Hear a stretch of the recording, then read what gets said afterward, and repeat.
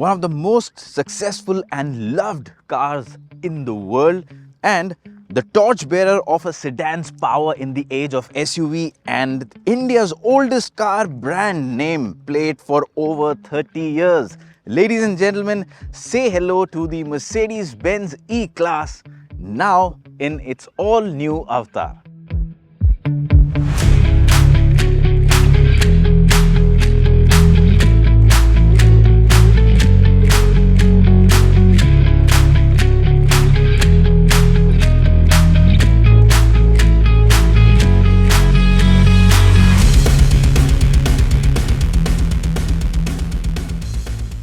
Starting off with the design of the new E-Class, well, up front you get a new face with this new grille, and you can see this star-studded grille which looks really cool. You also have these new headlamps, LED high-performance headlamps with DRL. Again, they look cool and give you brilliant illumination.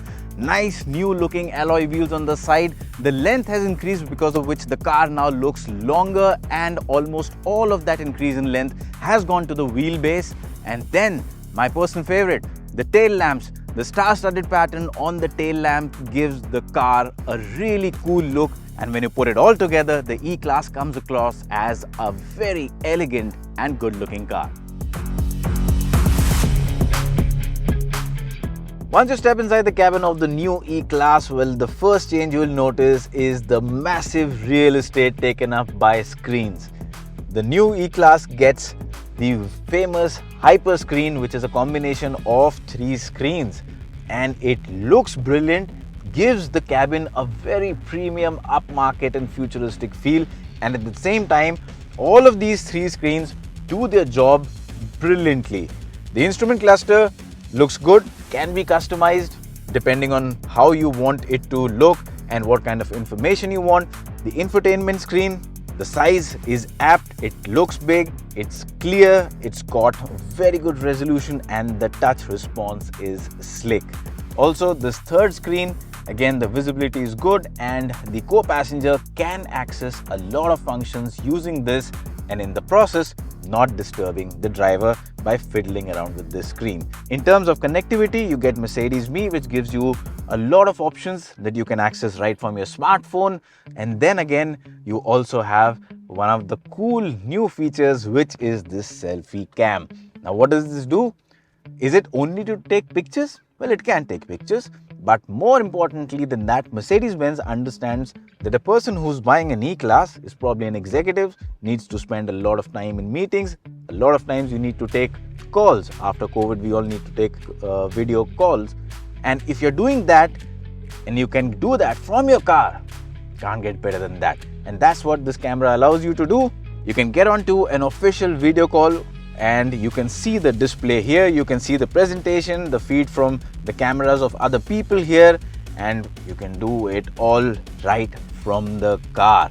Also, you can do it on the move, but only up to a certain speed of about 30 kilometers per hour, in interest of safety, of course, wherein beyond that you can choose to show yourself on the camera, but you cannot see stuff here because that would be a safety hazard.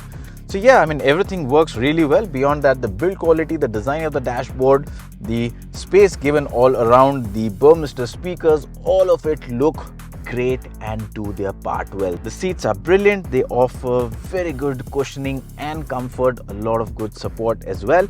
But that's the front. Someone who's buying the E-Class long wheelbase, the majority of time that you'll spend is back there. So let's find out how good those seats are.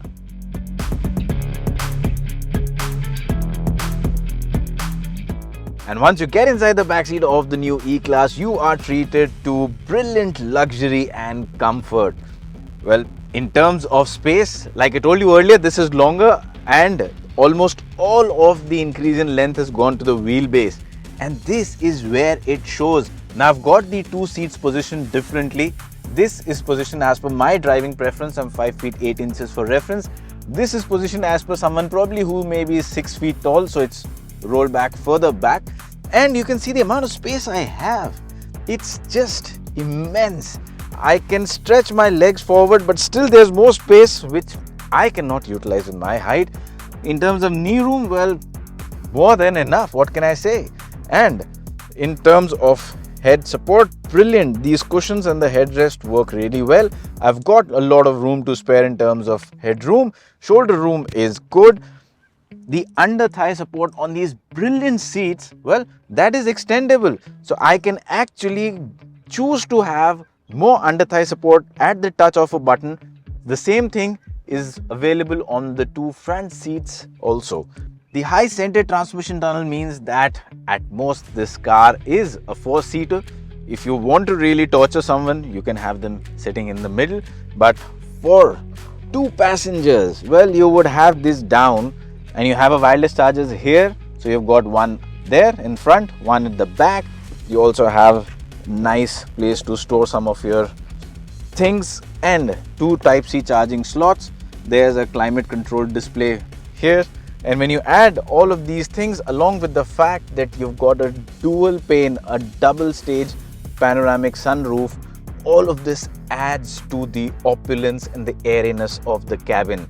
You've got ambient lighting that just lifts up the mood, and as a result of all of these things, I think the E-Class long wheelbase is pretty much the best you can buy in its segment right now when it comes to rear seat comfort.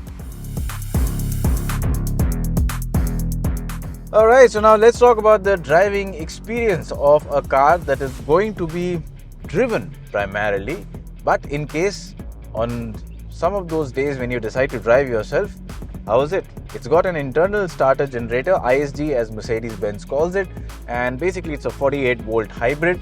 As a result of that, when you really go ballistic on the right pedal, at that moment the ISG will give you a temporary boost in terms of power and torque.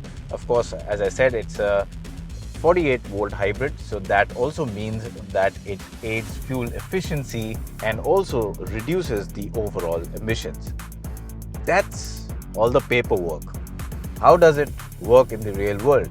Well, to start with, keep in mind that the E-Class, especially in this long wheelbase version, is not a car that is aimed at enthusiasts. It's a car that is aimed at people who want to sit in the back seat in maximum comfort for the money that they're paying. And that's what the E-Class delivers in spades. But on those days when you decide to drive, it's not a bad car to drive at all. It's a good car, in fact. It's just not something that will put a smile on your face in terms of thrill. But it's a great car in terms of comfort. It's easy to drive, it's efficient, and also it's comfortable even for a driver. First thing that you will notice when you're driving this car is how silent it is. Even the car cutting through the wind, that noise insulation too has been done very nicely. And when you add all of these things together, what you get is a car that is supremely efficient in terms of giving you a quiet cabin. Something that is a must for an executive luxury car. The drive is quite effortless, and it just pulls off from a standstill in a very clean manner. And even on the open road, even on the highway, reaching up to high triple-digit speeds, accelerating from highway triple-digit speeds to beyond, not a problem at all. All of it is effortless, and it's just that it's not a car that you will want to drive because of the way it drives. It's not a car that you will buy because you're a driving enthusiast, like I explained earlier. But then, the ride quality, the handling, the ride quality is just brilliant. Now keep in mind that this has got a very efficiently designed suspension system. It's a steel coil spring system and no air suspension for now, but still it works brilliantly. All of the surface undulations and all of the speed breakers are dealt with in a very good manner, as a result of which the occupants stay largely insulated from all of these movements. Put it into comfort mode and it just becomes even better. In sports mode though, things would be a bit on the stiffer side. But if you are going to explore the limits of handling, if you're driving at high speeds, again, no problem in terms of straight line stability. The car is rock solid at high speeds, and even if you're braking in terms of doing a panic braking maneuver, even then the E-Class never tends to lose its balance. Around corners, well, if you're really pushing it around corners, keep in mind this is not the car for that purpose. There is a fair bit of body roll. The car doesn't really enjoy a quick series of change in direction. But that said, if you're just driving around normally and at some point of time, sometimes you just want to go around corners fast, the E-Class will not complain. Put all of these things together and then we come to the price tag. You can see the entire pricing for all the three variants.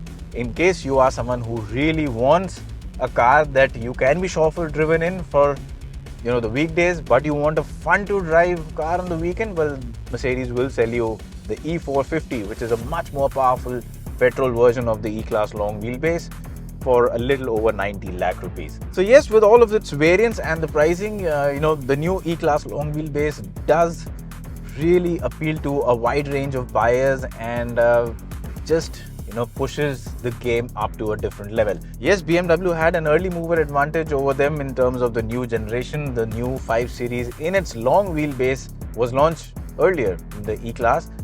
Now, is the E-Class better than the 5 Series or is the 5 Series better? Well, that's something we'll answer when we do a proper comparison test. But as of now, what I can tell you is that if you're out in the market looking for a car where you will be chauffeur driven for most of the time, in a price range of under 1 crore rupees, well, the new E-Class in its long wheelbase version is the best that you can buy in India right now. Well, if you're liking this video, then please hit that subscribe button and press that little bell icon so that our videos can reach to you on time, and share it as well.